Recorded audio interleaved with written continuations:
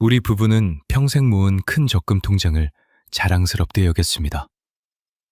그런데 인플레이션이라는 폭풍이 몰아치던 날, 그 자랑스러움이 한순간에 공포로 바뀌었습니다. 여러분은 은퇴할 때 통장에 3억 원이 넘는 적금이 쌓여 있다면 어떤 노후가 그려지시나요? 매달 이자로만 먹고 살 수 있다고 생각하시나요? 아니면 원금은 손대지 않고 이자로 생활하면서 자식들에게 든든한 유산까지 남길 수 있겠다고 기대하시나요? 아마 대한민국 은퇴자 10명 중 9명은 그 정도면 정말 노후 걱정 없겠다며 부러워하실 겁니다. 그런데 말입니다. 지금 제 모습을 보시면 아마 생각이 달라지실 겁니다. 부산 해운대에서 20분쯤 떨어진 작은 읍내. 저는 지금 동네 할인마트의 채소 코너 앞에서 시든 부추 한 단을 들고 한참을 망설이고 있습니다. 정가는 1,800원인데 50% 할인 스티커가 붙어 있으니 900원입니다. 옆에는 역시 반값이 된 두부 한 모가 놓여 있습니다. 이걸 사면 오늘 저녁과 내일 아침까지 버틸 수 있습니다. 여보, 그냥 그거 사요. 어차피 끓이면 다 똑같아요.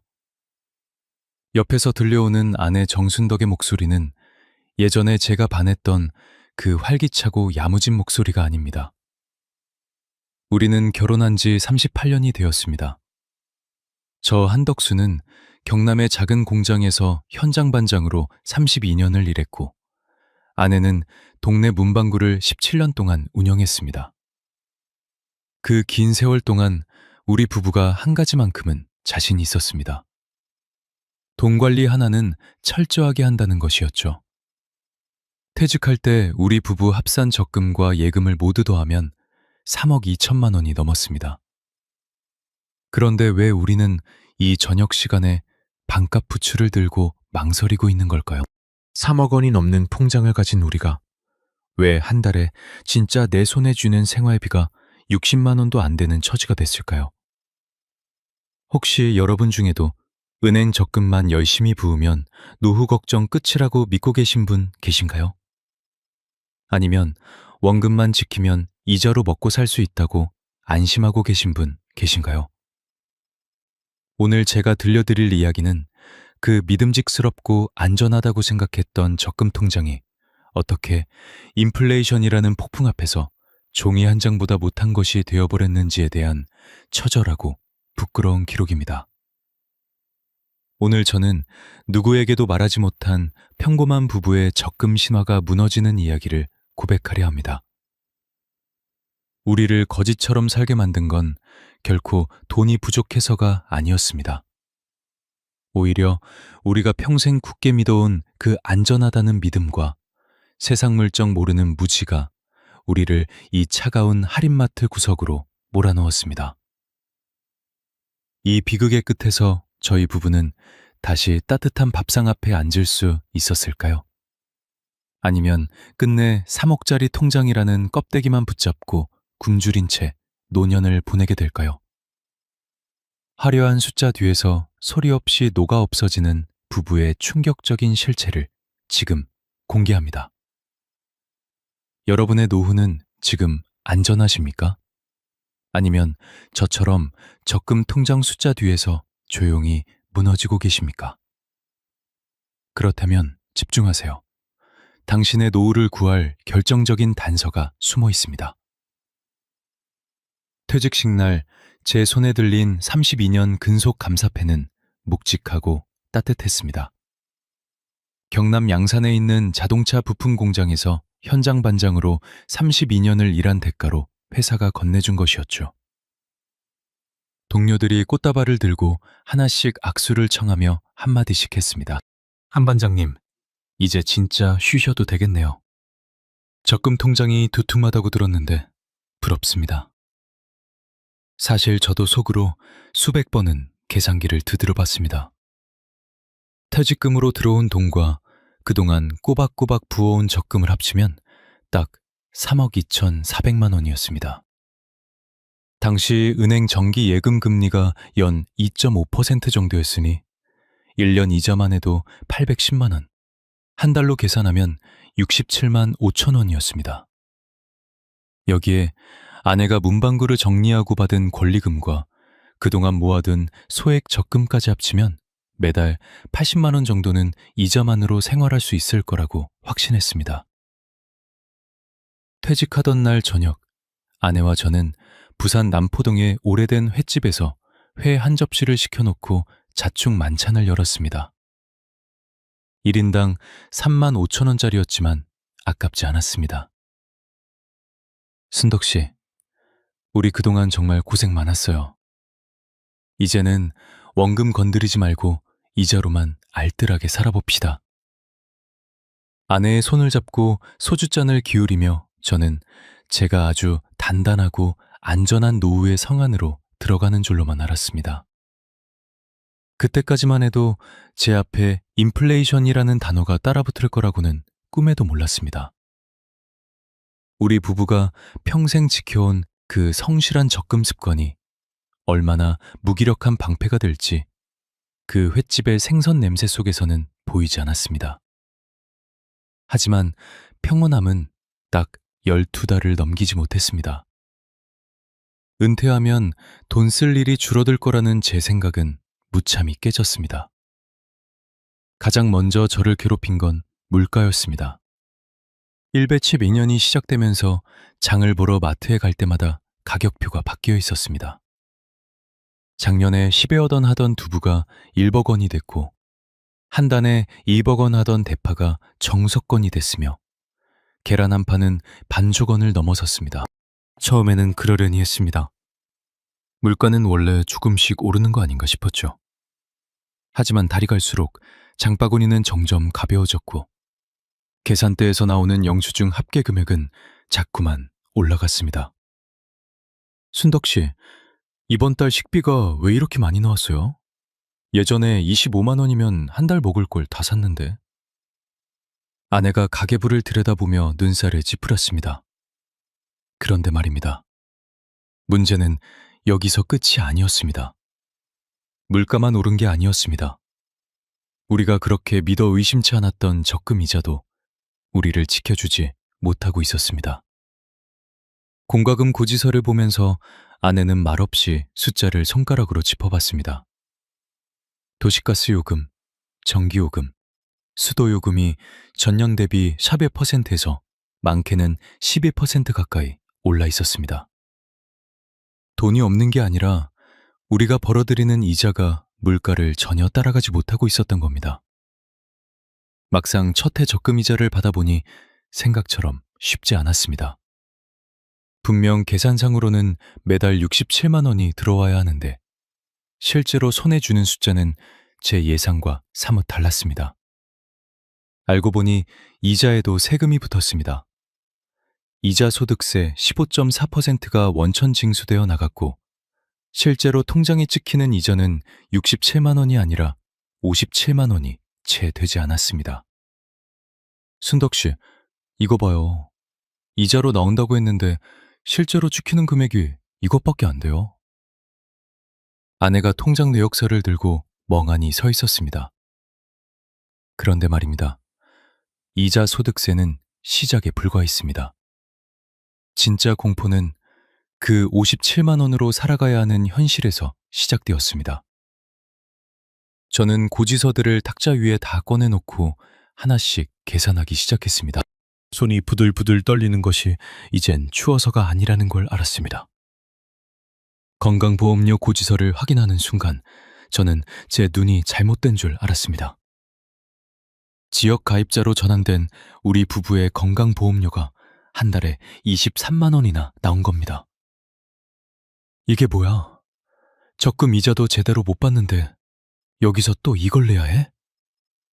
아내가 비명을 지르듯 소리쳤습니다. 알고 보니 그게 아니었어요. 직장을 다닐 때는 회사에서 절반을 부담해줬던 건강보험료가 퇴직과 동시에 지역 가입자로 바뀌면서 고스란히 우리 부담이 된 겁니다. 거기에 남아있는 적금 원금도 재산으로 잡혀서 보험료 산정에 영향을 미쳤습니다.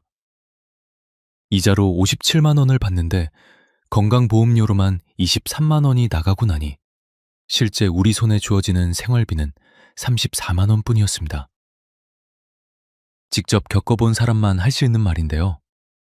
이자로 먹고 산다는 말은 물가가 안 오르고 세금이 없을 때의 이야기더라고요. 그 34만 원으로 두 사람이 한 달을 먹고 사는 건 불가능에 가까웠습니다. 결국 저는 퇴직한 지 첫 해 말부터 원금을 조금씩 깎아 쓰기 시작했습니다. 처음에는 딱 100만 원만이라고 생각했습니다. 이번 달만 조금 쓰고 다음 달엔 아끼자고. 하지만 물가는 매달 조금씩 더 올랐고 원금은 조금씩 더 빠져나갔습니다. 아내는 그 사실을 알면서도 모른 척 했습니다. 여보, 이번 달 통장 좀 봤어요? 보지 말자고요. 보면 마음만 더 힘드니까. 아내의 그 한마디가 지금도 귓가에 맴돕니다. 순간 마음이 철렁했습니다. 우리의 고통은 이제 시작에 불과했습니다. 우리가 그토록 안전하다고 믿었던 적금 통장이 인플레이션이라는 거대한 파도 앞에서 얼마나 무력한지 드러나기 시작한 순간이었습니다. 그리고 거기에 자식들이라는 또 하나의 구멍이 우리의 통장을 향해 조용히 입을 벌리고 있었습니다. 퇴직 후 첫 번째 추석이 지나고 얼마 되지 않은 어느 일요일 오후였습니다. 평소엔 명절에나 겨우 얼굴을 비추던 큰딸 한미라가 사위와 손주까지 데리고 불쑥 찾아왔습니다. 아내는 오랜만에 손주 본다며 들떠서 며칠 전부터 장을 보고 갈비찜을 준비하고 분주하게 움직였죠. 저도 내심 반가웠습니다. 그래도 자식 농사는 잘 지었지 않은가 하는 자부심이 있었거든요. 딸은 대학 졸업 후 중소기업에 다니고 있었고 사위는 자영업을 하고 있었습니다. 식사를 마치고 수박을 썰어 먹을 때쯤 딸이 머뭇거리며 본론을 꺼냈습니다. 아빠, 실은 우리가 지금 전세 만기가 돌아오는데 집주인이 보증금을 5천만 원 올려달라고 해서요. 저희 형편에 갑자기 5천만 원을 마련하기가 너무 힘들어서요. 아빠한테 적금 있는 거 알아서요. 조금만 도와주시면 안 될까요? 순간 수박을 썰던 아내의 손이 멈췄습니다. 저는 당황해서 입술을 달싹였죠. 미라야, 아빠도 퇴직하고 나니까 생각보다 이자가 많이 안 나와. 물가는 또 이렇게 오르고. 제 말이 끝나기도 전에 딸의 표정이 굳어졌습니다. 에이, 아빠, 3억이 넘게 있다면서요. 그냥 이자 조금 포기하시면 되잖아요. 저희가 남도 아니고 손주까지 있는데 이 정도도 못 해주세요? 옆에서 듣던 사위까지 거들었습니다. 아버님, 저도 요즘 장사가 너무 안 됩니다. 솔직히 말씀드리면 이번 달 생활비도 빡빡해요. 그때까지만 해도 저는 몰랐습니다. 자식들에게 아빠, 적금 많이 있으니까 걱정 말라고 했던 그 무심한 한마디가 자식들에게는 아빠 통장은 언제든지 꺼내 쓸 수 있는 금고라는 오해를 심어줬다는 사실을요. 결국 그날 딸에게 3천만 원을 내줬습니다. 적금 하나를 중도 해지하면서 이자도 다 날리고 원금의 일부만 건졌습니다. 딸은 돈을 받자마자 역시 아빠가 최고라며 손주를 앞세워 돌아갔습니다. 하지만 문제는 여기서 끝이 아니었습니다. 한번 물꼬가 터진 자식의 요구는 댐이 무너진 것처럼 쏟아져 들어왔습니다. 아빠, 이번 달 손주 치과 치료비가 80만 원이나 나왔는데 좀 보내주세요. 아버님, 이번에 가게 냉장고가 망가졌는데 새 것으로 사야 할 것 같아요. 알고 보니 그게 아니었어요. 자식들은 우리 부부의 적금 통장을 우리의 노후 자금이 아니라 자기들의 비상금고로 생각하고 있었습니다. 우리가 32년과 17년을 각자 일하며 한 푼 두 푼 모아온 그 인내의 결실이 정작 우리 입으로 들어가는 밥이 아니라 자식들의 불편함을 해소하는 재료가 되고 있었던 겁니다. 여보, 오늘도 미라한테 연락 왔어요. 이번엔 200만 원이래요.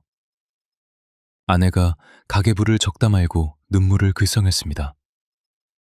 이자로 57만 원이 들어오는데 건강보험료 23만 원이 나갑니다. 남은 34만 원 중 공과금과 통신비로 20만 원이 나갑니다. 그럼 우리 부부가 한 달 먹고 사는데 쓸 수 있는 돈은 고작 14만 원뿐이었습니다. 여기에 자식들에게 이래저래 보내주는 돈이 생기면 그달은 원금을 또 까야 했습니다. 혹시 여러분도 이런 자식들 요구 앞에 마음이 약해지신 적 없으신가요? 나중에 내가 아프면 자식이 돌봐주겠지 않는 그 막연한 기대 때문에 지금 당장 내 노후 자금을 갉아먹고 계시지는 않나요? 직접 겪어본 사람만 할 수 있는 말인데요. 자식에게 퍼주는 돈은 결코 효도로 돌아오지 않더라고요. 오히려 더 줄 수 있는데 왜 안 주냐는 원망만 돌아올 뿐이었습니다. 3억 원의 적금이 있는 부모라는 사실은 자식들에게는 그저 뜯어먹기 좋은 명분에 불과했습니다. 나중에 알았는데요. 우리가 자식들에게 큰돈을 보낸 날 저녁이면 우리 부부의 식탁은 비참할 정도로 초라해졌습니다. 부산 근교의 작은 아파트 식탁에 앉아 우리는 500원이라도 싼 라면을 고르고 동네 마트에서 유통기한이 다 되어가는 할인 반찬을 사왔습니다. 아버님 적금이 그렇게 있는데 왜 이렇게 사세요? 가끔 들른 사위가 냉장고를 열어보고 던진 이 한마디는 제 가슴을 손끝처럼 찔렀습니다. 누구 때문에 이렇게 사는데, 누구 때문에 고기 한 점 못 먹는데. 하지만 그 말이 목구멍까지 차올라도 저는 뱉지 못했습니다. 그것마저 뱉어버리면 제 인생이 너무 비참해질 것 같았거든요. 순간 마음이 철렁했습니다. 어느 날 밤 몰래 가계부를 적던 아내가 저에게 조용히 물었습니다. 여보, 우리 이러다가 진짜로 원금 다 까먹는 거 아니에요? 벌써 4천만 원 넘게 빠졌어요. 그랬습니다. 3억 2천만 원이었던 통장은 퇴직 2년도 채 되기 전에 2억 8천만 원으로 줄어 있었습니다. 이자보다 빠져나가는 돈이 더 많았던 겁니다. 인플레이션이라는 파도가 우리를 지켜준다고 믿었던 성벽을 조용히 허물고 있었고, 자식이라는 구멍이 그 틈새로 원금을 빨아들이고 있었습니다. 우리는 겉으로는 3억짜리 통장이 있는 노부부였지만 속으로는 매달 원금이 줄어드는 것을 바라보며 뼈마디가 녹아내리는 현대판 개미와 배짱이의 슬픈 반전이었습니다. 독하게 마음먹지 않으면 이 늪에서 빠져나갈 수 없다는 걸 깨달았을 때 이미 우리의 원금은 퇴직 당시의 87% 수준으로 줄어 있었습니다. 과연 저는 이 굴레를 깨버릴 수 있었을까요? 아니면 끝까지 좋은 아버지라는 가면을 쓴 채 원금을 자식에게 상납하며 굶어 죽어갔을까요? 여기서 끝이 아니었습니다. 우리를 이렇게 만든 진짜 배우는 자식뿐만이 아니었습니다. 우리가 32년 동안 굳게 믿어온 그 적금 신화라는 괴물이 우리의 마지막 남은 자존심까지 헐값에 내팔라고 강요하고 있었습니다. 은퇴한 지 1년 반쯤 되던 해 저는 아내에게 조심스럽게 말을 꺼냈습니다. 순덕 씨, 우리 이 적금 이대로 두면 안 될 것 같아요. 물가는 오르는데 이자는 그대로고 원금은 계속 줄어가고 있어요. 뭔가 방법을 찾아야 할 것 같아요. 제 말이 끝나기도 전에 아내는 된장을 끓이던 손을 멈추었습니다. 아내의 눈에는 서운함을 넘어선 공포 같은 것이 서려 있었죠. 여보, 우리가 그 돈 만지면 안 돼요. 우리 부모님도 그러셨잖아요. 적금은 절대 건드리는 게 아니라고. 원금만 지키면 언젠가는 금리가 오를 거예요. 아내의 목소리는 떨리고 있었습니다. 그놈의 적금 신화, 그놈의 원금 불패. 사실 저도 알고 있었습니다. 우리 부모 세대가 겪었던 고금리 시대, 은행 적금이 연 10%씩 이자를 줬던 그 황금기가 이제는 다시 오지 않을 수도 있다는 것을요. 하지만 그 사실을 인정하는 순간 우리 부부가 평생 믿어온 생존 방식 전체가 흔들리는 것 같아서 우리는 그 진실로부터 눈을 돌리고 있었습니다. 직접 겪어본 사람만 할 수 있는 말인데요. 저축을 잘하는 사람과 돈을 잘 쓰는 사람은 완전히 다르더라고요. 우리는 모으는 것에는 달인이었지만 그 돈으로 노후를 설계하는 것에는 완전한 초보였습니다. 여러분, 적금 통장에 3억이 있으면 그 돈이 알아서 여러분을 먹여 살려줄 것 같으신가요? 물가가 매년 5%씩 오르고 이자는 2%밖에 안 된다면 그 차이가 매년 여러분의 구매력을 얼마나 갉아먹는지 계산해 보신 적 있으신가요? 은퇴 전에는 월급이 들어오니까 물가가 조금 올라도 덜 체감했습니다. 하지만 고정이자로만 생활하는 지금은 물가 1%의 변동이 우리 밥상에 직접 달라붙어 왔습니다. 순덕 씨, 이번 달 대파 한 단이 얼마인지 알아요? 2,800원이에요. 작년에 900원 하던 것이 아내가 내미는 영수증에는 제가 상상도 못했던 금액들이 찍혀 있었습니다. 여기에 관리비와 난방비까지 1년 새 30%가 올랐고 우리가 자주 찾던 동네 국밥집 한 그릇 가격도 7,7천원에서 9,000원이 됐습니다. 문제는 여기서 끝이 아니었습니다. 아내는 여전히 동네 경로당 개모임에 나갔고 이웃 부부들과의 모임에서도 자기 차례가 되면 인심 좋게 식사를 샀습니다. 우리가 뭐 기초수급자도 아닌데 체면이 있지. 아내의 이 말은 우리 부부의 현실을 가리는 거대한 커튼이었습니다. 그런데요, 그 커튼 뒤에서 우리는 비명을 지르고 있었습니다. 겉으로는 3억 원짜리 통장이 있는 노부부처럼 보였지만 실제로는 매달 원금이 조금씩 더 줄어드는 것을 바라보며 하루하루를 버티고 있었습니다. 이자로 57만 원이 들어오는데 건강보험료 23만 원, 공과금과 통신비 20만 원이 나갑니다. 남은 14만 원으로 두 사람이 한 달을 먹기 위해 매달 원금을 조금씩 깎아야 했습니다. 혹시 여러분 중에도 적금 원금만 건드리지 않으면 된다고 생각하시는 분 계신가요? 그 원금이 사실은 매년 물가 상승이라는 보이지 않는 칼날에 조금씩 잘려나가고 있다는 사실을 여러분은 언제쯤 인정하시겠습니까? 나중에 알았는데요. 진짜 고통은 밖에서 시작되었습니다. 동네 경로당에서 만나는 이웃 어르신들과의 비교가 우리 부부를 더 깊은 수렁으로 밀어넣고 있었습니다. 한 달에 한 번 있는 동네 노인 경로회의.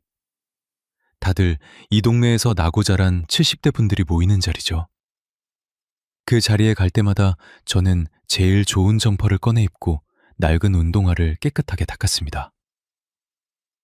한씨, 자네 적금이 3억이 넘는다면서? 오늘 점심은 자네가 쏘는 거지? 동네 반장어른의 농담 섞인 압박에 저는 애써 웃으며 지갑을 열었습니다. 9만 원. 그날 11명 점심값으로 나간 돈은 우리 부부의 일주일치 식비였습니다. 결제를 하는 손끝이 떨렸지만 저는 호기롭게 카드를 내밀었습니다. 제가 쏘죠 뭐. 돌아오는 버스 안에서 저는 텅 빈 지갑을 보며 자괴감에 빠졌습니다. 집에 가면 아내가 오늘 반찬 좀 사왔어요? 라고 물을 텐데 저는 아내에게 줄 반찬 대신 동네 어른들의 배를 불리는데 우리 식비를 써버린 겁니다. 생각처럼 쉽지 않았어요. 나 요즘 좀 힘들어요. 각자 계산하죠. 라는 말이 왜 그렇게 목구멍에서 나오질 않는지. 그건 제가 평생 차고 있던 가장이라는 완장이 제 목을 조르고 있었기 때문입니다. 퇴직은 했어도 그 완장의 자국은 제 영혼의 흉터처럼 남아서 자꾸만 저를 여유 있는 사람으로 연기하게 만들었습니다. 순간 마음이 철렁했습니다. 마트 계산대 앞에서 앞사람이 들고 있는 장바구니를 보며 저는 제 손에 든 할인 스티커 붙은 물건들을 뒤로 숨겼습니다. 그 사람 장바구니에는 소고기도 있고 과일도 있었습니다. 우리 장바구니에는 반값 부추와 임박 두부뿐이었습니다. 여기서 끝이 아니었습니다. 우리가 지키려 했던 그 알량한 자존심은 결국 우리를 가장 어두운 구석으로 몰아넣었습니다. 세상 물정 모르는 은퇴 부부에게 다가온 것은 물가 상승이라는 파도만이 아니었습니다. 우리의 그 부유해 보이고 싶은 욕망을 이용하려는 검은 손길이 조용히 우리 집 문을 두드리기 시작했습니다. 솔직히 포기하고 싶었습니다. 3억짜리 통장이 있다며 거지처럼 사느니 차라리 아무도 모르는 데로 가서 마음 편히 칼국수 한 그릇 먹고 싶었습니다. 하지만 그 선택을 하기엔 우리는 이미 너무 멀리 와버렸습니다. 여러분, 혹시 이런 분 계세요? 통장에 찍힌 숫자 때문에 체면을 지키느라 정작 하루하루 밥 먹는 것이 힘든 분 말입니다. 그 체면이 사실은 당신의 노후를 조용히 갉아먹고 있다는 사실을 여러분은 언제쯤 인정하실 건가요? 제가 이 비참한 연극을 끝내기 위해 시도했던, 하지만 결과적으로 우리 부부를 더 큰 나락으로 떨어뜨렸던 치명적인 결정과 그 배우의 정체에 대해 말씀드리겠습니다. 이것만으론 부족했습니다. 이자만으로는 생활이 안 된다는 것을 느끼기 시작한 저는 절대로 건드려서는 안 되는 금단의 열매에 손을 대고 말았습니다. 이자로 57만 원을 받으면서도 현실적으로는 매달 원금을 까먹으며 생활하는 게 1년 반째 이어지자 저는 조급해졌습니다. 자식에게도 퍼져야 하고, 물가는 계속 오르는데 이자는 그대로고, 원금은 계속 줄어갔죠. 그때 제 메마른 일상에 달콤한 빗물 같은 제안이 하나 찾아왔습니다. 퇴직 후 동네 공인중개사 사무실에서 안면이 있던 최병철 씨가 전화를 해온 겁니다. 한 선생님, 요즘 이자 받아봤자 얼마나 된다고요?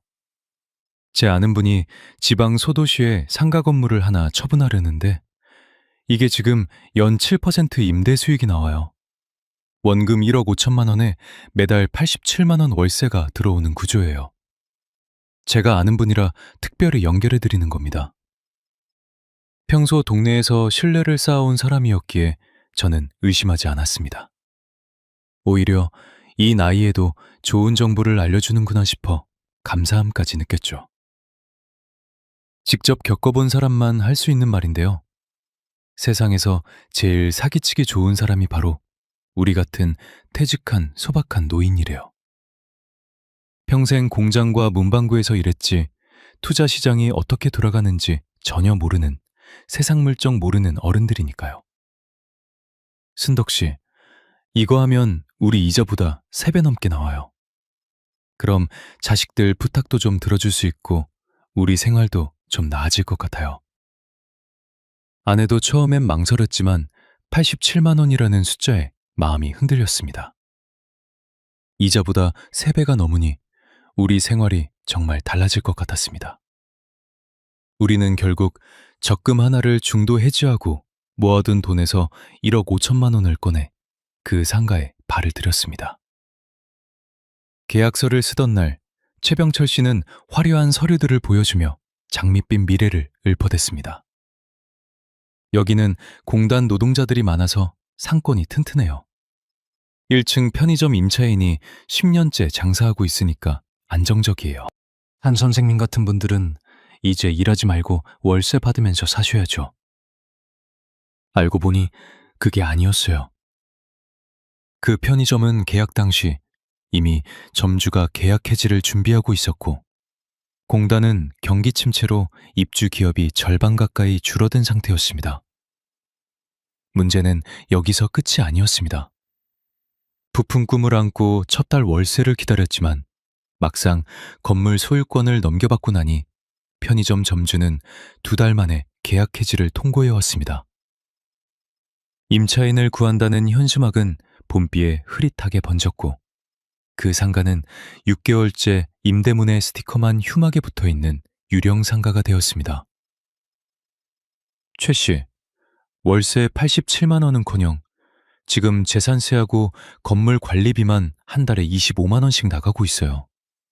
이거 어떻게 된 겁니까? 다급하게 연락한 최병철 씨는 이미 전화를 피하기 시작했습니다. 나중에 알았는데요. 그 사람은 상가를 처분하려는 원소유자에게 수수료를 받고 움직이는 브로커에 불과했습니다. 평생 성실하게 살았는데 믿었던 동네 사람에게 뒤통수를 맞았다는 사실에 밤잠을 설쳤습니다. 생각처럼 쉽지 않았어요. 월세 87만 원의 추가 수익을 꿈꿨던 저는 이제 매달 25만 원의 유지비를 감당해야 하는 상황이 됐습니다. 그리고 1억 5천만 원이라는 노후 자금의 절반 가까이가 팔리지도 않는 지방상가라는 콘크리트 덩어리 속에 갇혀버렸습니다. 매달 25만 원이 나가는 그 기분. 마치 살아있는 채로 살점이 한 점씩 떨어져 나가는 것 같았습니다. 혹시 여러분 중에도 아는 사람이라 괜찮겠지, 서류가 있으니까 믿을 수 있겠지 하며 노후 자금을 쏟아붓고 계신 분 계세요? 안면이 있는 사람이 노후에는 가장 위험한 칼날이 될 수 있다는 걸 명심하셔야 합니다. 상황이 이 지경이 되자 아내와의 다툼은 전쟁으로 변했습니다. 당신이 고집을 부리더니 이게 뭐야? 우리 노후 자금 반을 날리고 이제 어떻게 살 거야? 아내의 통곡 소리가 부산 근교의 작은 아파트 안에 가득 찼습니다. 저는 아무 말도 할 수 없었습니다. 1억 5천만 원이라는 거금이 이미 저 멀리 지방 소도시의 콘크리트 상가 안에 갇혀버렸고 당장 이달 생활비를 어떻게 마련해야 하는 처지가 됐으니까요. 결국 저는 그 상가를 급매로 내놓았습니다. 매입가보다 2천만 원을 낮춰도 보러 오는 사람이 없었습니다. 부동산 중개인은 혀를 차며 말하더군요. 선생님, 이 지역 상권이 이미 죽어가고 있어요. 지금 팔려면 가격을 훨씬 더 낮추셔야 하는데, 그러면 4천만 원 이상은 손해를 각오하셔야 합니다. 순간 마음이 철렁했습니다. 평생 나라일하며 한 푼 두 푼 모은 1억 5천만 원이 단 1년 만에 1억 1천만 원의 가치도 지키지 못하게 됐다는 사실. 이게 바로 정보도 없고 경험도 없는 평범한 은퇴자에게 내리는 가혹한 대가였습니다. 직접 겪어본 사람만 할 수 있는 말인데요. 숫자가 사람을 죽이더라고요. 매달 통장 잔고가 줄어드는 것을 바라보면서 저는 그 숫자 하나하나가 우리 부부의 남은 날들을 갉아먹는 것처럼 느껴졌습니다. 나중에 알았는데요. 그때까지만 해도 제 자존심은 그래도 원금 일부는 지켰다며 자위하고 있었습니다. 하지만 텅 빈 냉장고를 보며 눈물이 왈칵 쏟아졌습니다. 평생 성실하게 모은 사람이 잘못된 판단 하나에 이렇게 힘들어질 수 있다는 사실이 서럽고 억울했습니다. 문제는 여기서 끝이 아니었습니다. 돈이 떨어지니 사람도 떠나가더군요. 그토록 챙겼던 딸은 아빠가 상가 투자를 잘못했으면서 왜 우리한테 미리 말 안 하셨어요? 라며 원망을 쏟아냈습니다. 1억 5천만 원을 지키려다 시작한 투자가 제 노후의 모든 관계를 흔들어 버린 겁니다. 솔직히 포기하고 싶었습니다.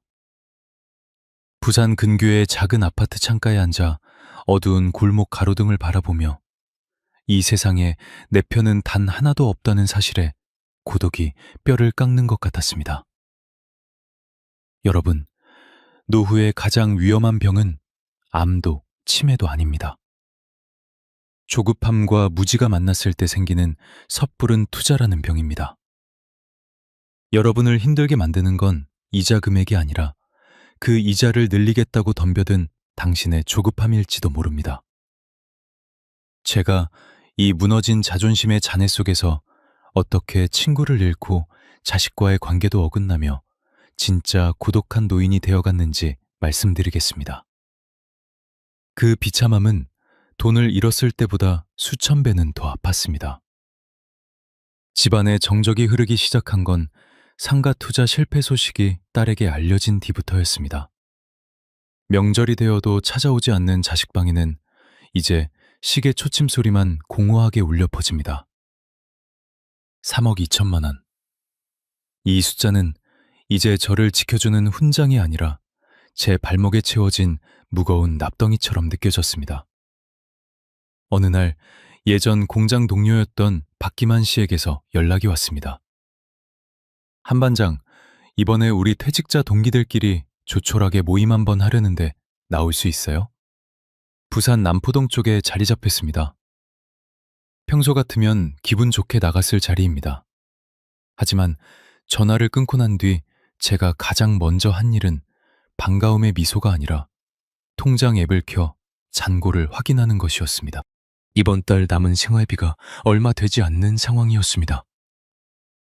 모임 나가서 밥 한 번 먹고 커피라도 마시면 다음 주 식비가 빠듯해지는 처지였습니다. 박 씨, 내가 요즘 몸이 좀 안 좋아서 말이야. 이번엔 너희끼리만 보게. 거짓말이었습니다. 몸이 아픈 게 아니라 지갑이 아팠고 지갑보다 더 아픈 건 제 무너진 자존심이었습니다. 알고 보니 그게 아니었어요. 동료들은 적금이 3억이나 있는 한 반장이 왜 안 나오지? 하며 뒤에서 수근댔을 겁니다. 돈 아끼려고 안 나온다는 오해가 비수가 되어 제 등에 꽂혔습니다. 직접 겪어본 사람만 할 수 있는 말인데요. 적금 많다고 소문난 사람이 돈 없다고 하면 사람들은 그걸 구두쇠라고 부르지 진짜 힘들다고 이해하지 않더라고요. 그 오해를 풀기 위해 제 비참한 현실을 낱낱이 공개하기엔 제가 평생 차고 있던 가장이라는 완장이 너무나 무거웠습니다. 집안에서도 우리는 유령처럼 살았습니다. 부산 근교 작은 아파트. 방은 2개나 되지만 밤이 되면 우리는 불을 켜지 않았습니다. 전기세를 아끼기 위해 거실은 꺼둔 채 안방에 스탠드 하나만 켜놓고 각자 다른 방향을 바라보며 앉아 있었죠. 여보, 내일 정수기 필터 교체하는 날인데 그냥 이번엔 취소할까요? 아내의 조심스러운 물음에 저는 아무 대답도 하지 못했습니다. 평생 문방구를 꾸리며 야무지게 살았던 아내가 고작 몇만 원짜리 정수기 필터 때문에 제 눈치를 보는 상황. 우리는 돈이 들어오는 날만 손꼽아 기다리는 이자 난민이 되어 있었습니다. 문제는 여기서 끝이 아니었습니다. 부부 사이의 대화는 사라지고 그 자리를 채운 건 서로에 대한 원망이었습니다. 당신이 적금만 고집했어도, 당신이 최 씨 말만 안 들었어도 라는 말이 목구멍까지 차올랐지만 뱉는 순간 진짜 파국이 올까봐 우리는 입을 닫았습니다. 나중에 알았는데요. 은퇴 후 부부가 가장 많이 싸우는 이유는 돈이 없어서가 아니라 돈 때문에 자존감이 무너졌을 때더라고요. 이자로 57만 원을 받으면서도 진짜 생활비가 모자라 원금을 깎는 서로의 모습을 보며 우리는 상대방이 아니라 거울 속에 비친 자신의 초라함에 화를 내고 있었던 겁니다. 마트 계산대에서 이웃을 만날 때가 가장 괴로웠습니다. 한 씨, 어디 여행이라도 다녀오셨어요? 아, 요즘 물가가 올라서 장보기 무섭죠? 대충 맞장구를 치며 계산을 마치는 제 손에는 반값 할인 두부와 시든 부추가 들려 있었습니다. 혹여나 이웃이 볼까봐 봉지를 뒤로 숨기며 저는 제가 이 동네의 진짜 주민이 아니라 기생하는 존재처럼 느껴졌습니다. 가장 뼈아픈 건 딸과의 관계였습니다. 딸에게 전세 보증금 3천만 원을 줬을 때 딸은 당연히 아빠에게 그 정도 여유는 있는 줄 알았습니다.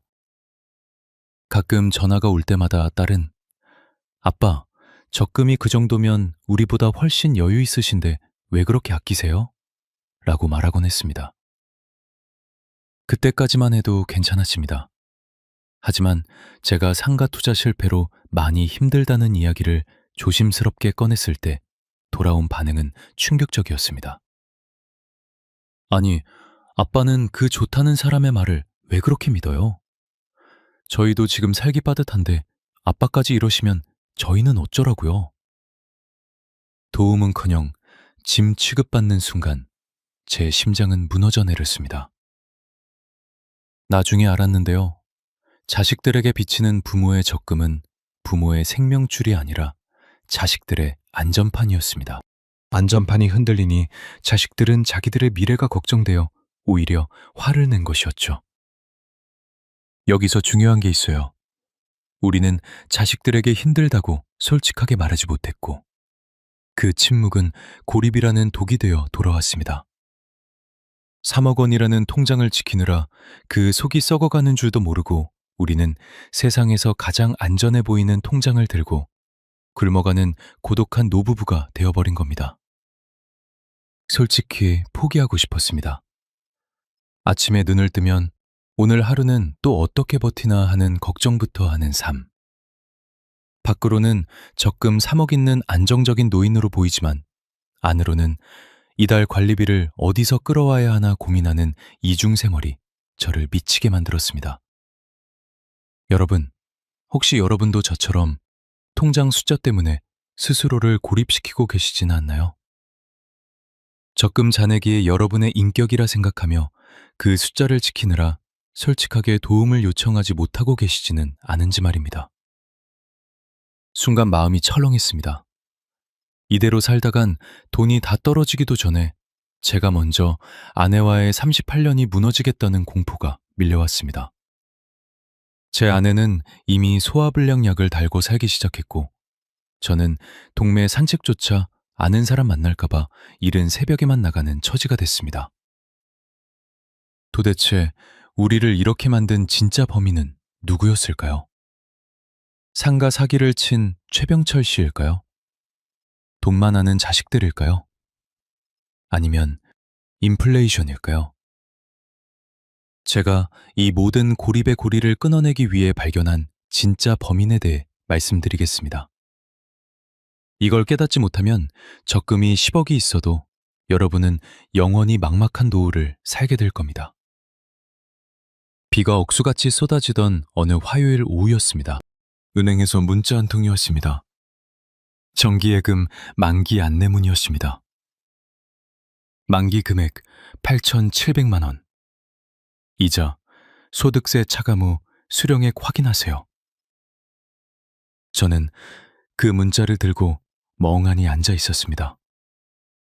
집으로 돌아와 거실 탁자 위에 아내가 쏘온 낡은 가계부 한 권을 꺼냈습니다.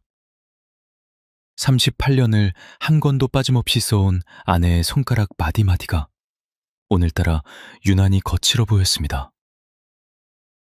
순덕 씨, 우리 퇴직한 뒤로 얼마가 어디로 나갔는지 한번 제대로 봅시다. 아내가 가리킨 숫자들 사이에는 빨간색 펜으로 빗금이 쳐져 있었습니다. 건강보험료 27개월치 621만 원. 공과금과 통신비 27개월치 540만 원. 딸에게 준 전세 보증금 지원 3천만 원. 상가 구매 원금 손실 예상액 3,500만 원. 상가 관리비와 재산세 등 27개월치 675만 원. 생활비 부족분으로 원금 추가 인출액 2,400만 원. 더하고 나니 2년 조금 넘는 사이에 1억 원이 넘는 돈이 우리 손에서 빠져나가 있었습니다. 알고 보니 그게 아니었어요. 우리는 3억 원의 적금으로 편안하게 사는 노부부가 아니라 3억 원이라는 통장을 지키는 척하면서 실제로는 해마다 4,500만 원씩 원금을 갉아먹고 있는 쥐구멍 같은 생활을 하고 있었습니다. 이 속도라면 7년 안에 원금이 바닥납니다. 문제는 그 다음이었어요. 우리가 이 굴레를 2년 넘게 버티면서도 왜 아무런 조치도 취하지 못했을까? 무엇이 우리 부부의 눈과 귀를 가리고 이 늪으로 끌고 들어왔을까?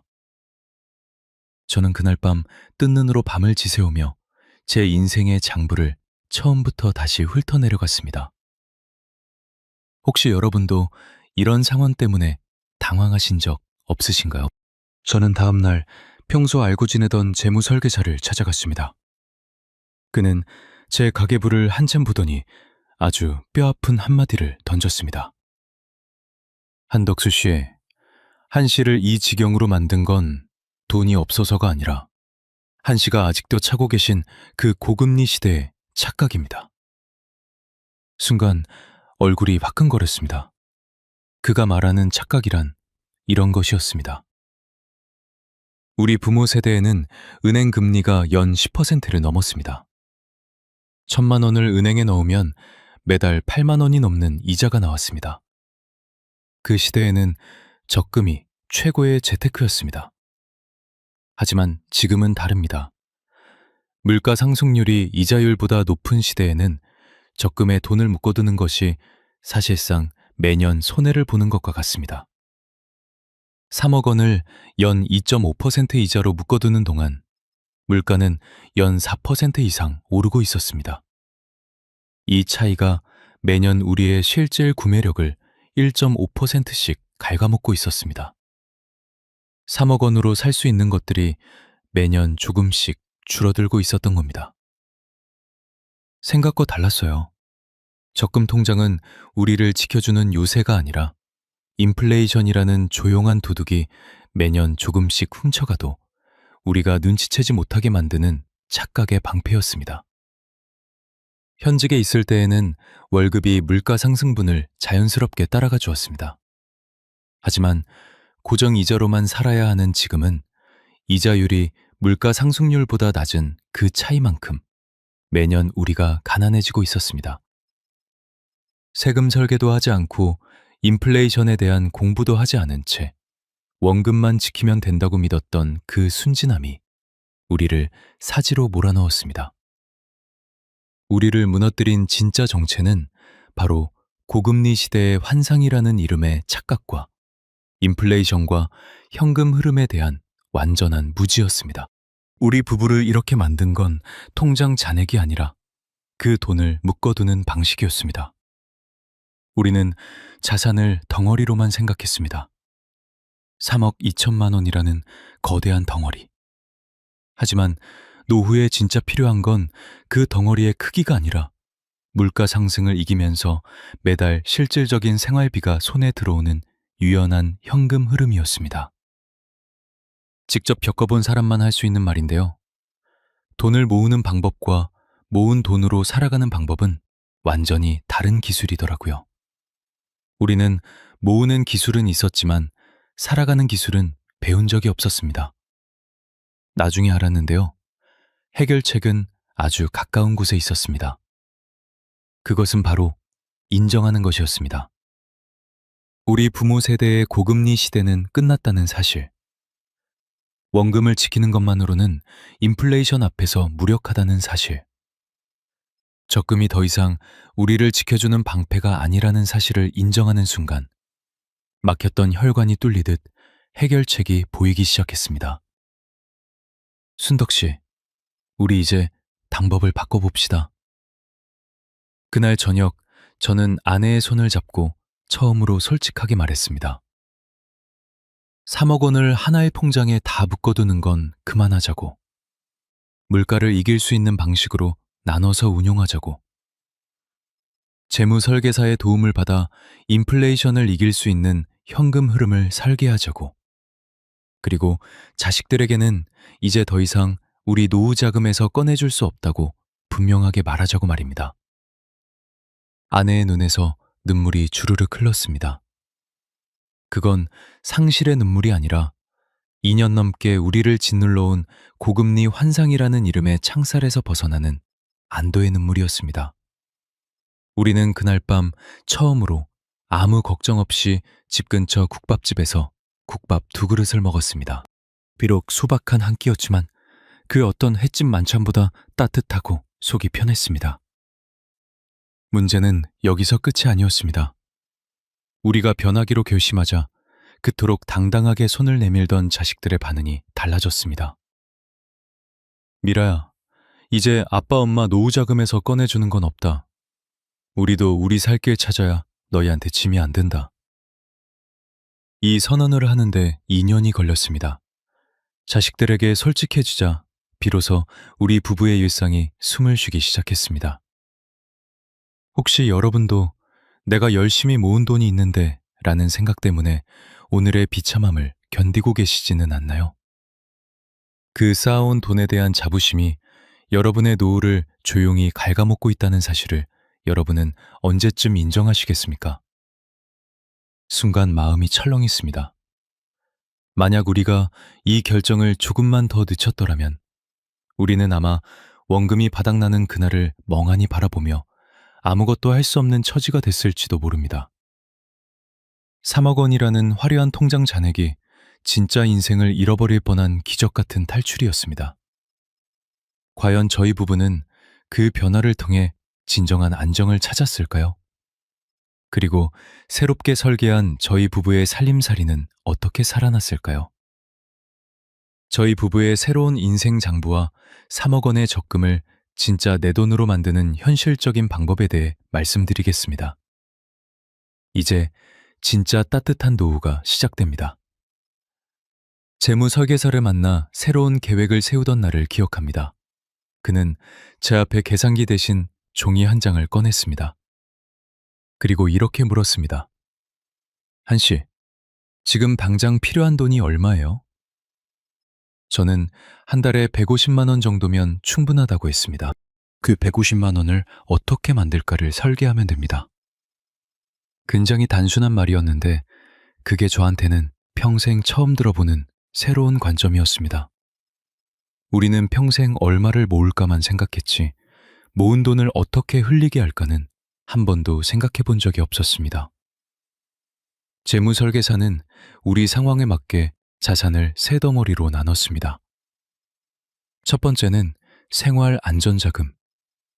1년치 생활비에 해당하는 1,800만 원을 수시 입출금 통장과 단기 채권에 나눠두는 것이었습니다. 언제든지 꺼내 쓸 수 있는 비상금입니다. 두 번째는 인플레이션 대응자금.